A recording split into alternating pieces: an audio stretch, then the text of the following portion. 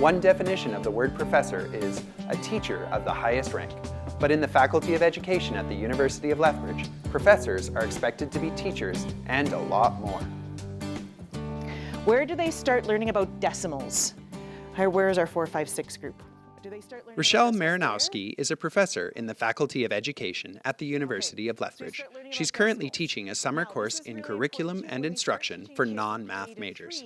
There's a particular way to say numbers that we all, as grown-ups, say wrong. This number is 356, not 356. Notice a slight difference there? For Richelle and her fellow professors in the faculty, teaching is just one component of their responsibilities. As a professor, we have 3 main duties. One of our main duties is research. 40% of our time technically is supposed to be devoted to research. And whether that be classroom research or whether that be lab research, in the field, out of the field, whatever that research looks like for us. The next portion is teaching. So 40% of our time is spent teaching. Our academic year runs from July 1st to June 30th. So in that time frame, I would teach 5 courses. Also with that, 20% of my time is contributed to service. So that would be serving on committees within the faculty or serving on committees within the institution. Service to outside committees also contributes to that. So if I'm on, let's say, a Board of Education committee or an Alberta Education committee, that would act as well. As an assistant professor, Richelle is required to annually account for her performance in all 3 areas: teaching, research, and service. Every year we submit a report to our dean or to the chair of our department. So in the Faculty of Education, we have a dean. And so we submit an annual report called a professional activities report. We have to report on what we've done throughout the year. So we say, this is the teaching that I've done, and this is how I've done in my teaching. This is how I've been investigating my teaching and getting better at it. This is the research I've done. This is where I'm going to go with my research in the next couple of years. This is the service commitments that I've made, and these are the things that I've contributed in service.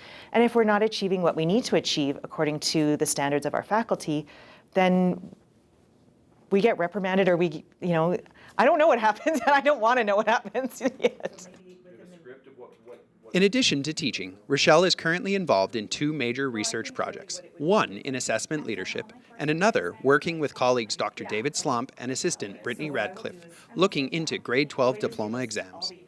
Really what we want to do is illustrate the impact that diploma exams have on teaching practice. We know that there's an impact on students. We know that there's anxiety in students. We know that there's test anxiety. We know that there's frustration with examinations. That has been researched well. What hasn't been researched, particularly in Alberta context, is the impact that these exams have on teaching practice.